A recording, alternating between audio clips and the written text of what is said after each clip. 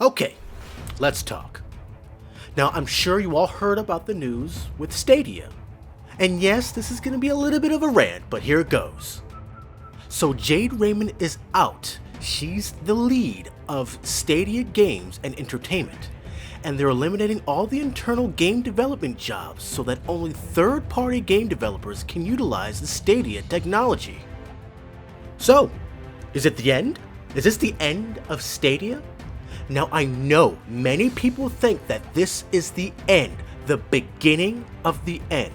Heck, there's a ton of channels talking about how they saw this coming a mile away. Oh, technology that no one asked for. This is gaming that no one wanted. And I don't blame them. I really don't. The way Google handled Stadia's launch was abysmal, to say the least. The technology wasn't really ready to be launched. The prices were at full price, and if not more, because they're Google. And you had to purchase the game even if you already had it for another system, which was stupid, especially for PC gamers. So yeah, I can see exactly why the haters are hating. Now with that being said, in my honest opinion, this move by Google is something that should have been done from the beginning. They should have started Stadia just like this, with no internal first-party game team. They should have been focusing on getting current gamers onto their platform through any means necessary.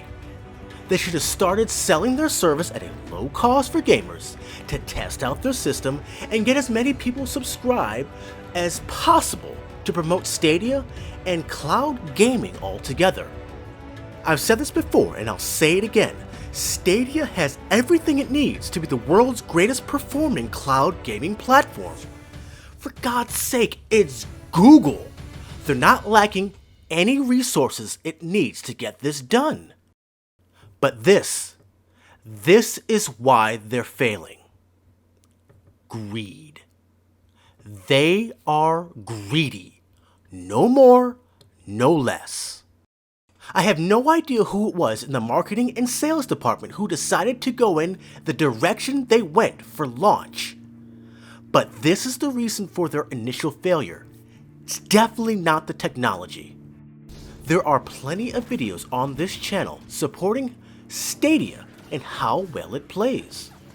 We get 4K resolution at 50 to 60 frames per second consistently.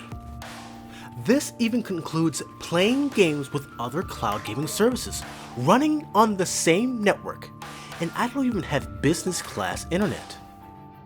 So I see this whole move by Google as a new, humble approach to gaming.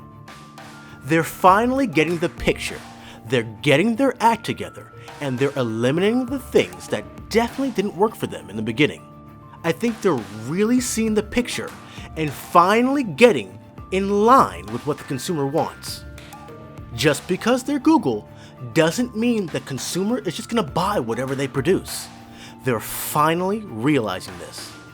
And if anything, this news report goes right in parallel with what we said in our Before You Buy Stadia video.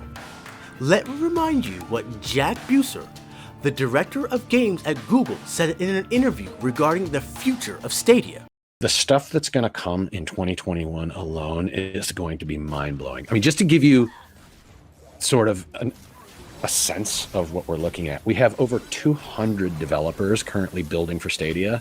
Wow. With over 400 games that we know about coming to the platform, right? So like there's a lot of content coming, and some of those are just, I mean, many of them, in fact, because, you know, this stuff is curated, right?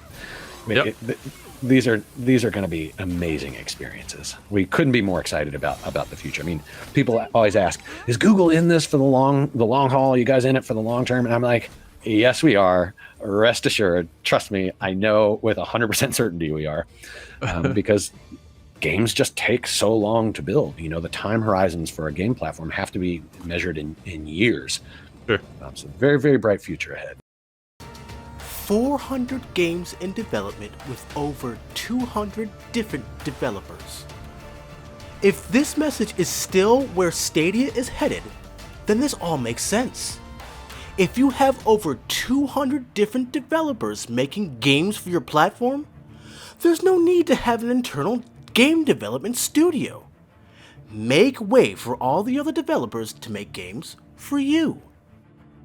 Why focus on first-party games when there have been more requests for popular third-party games than Stadia has ever thought of coming out with? Go the GeForce Now route. GeForce Now is killing it right now. Founders can't even get in without a queue.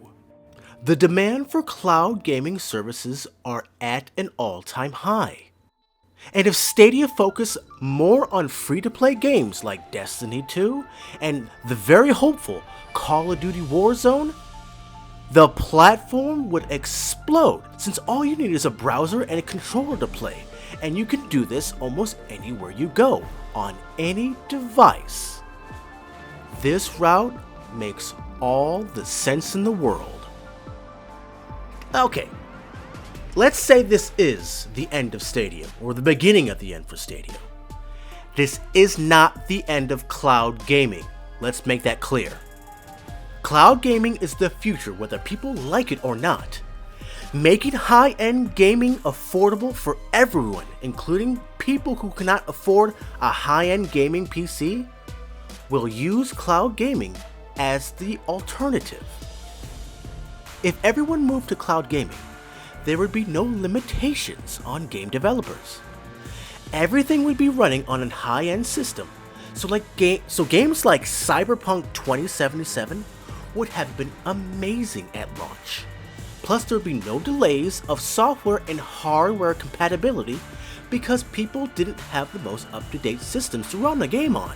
None of these things would be a factor. All in all, I hope Jack Buser wasn't lying about the game development in Stadia. Hopefully we could see more of that later this year.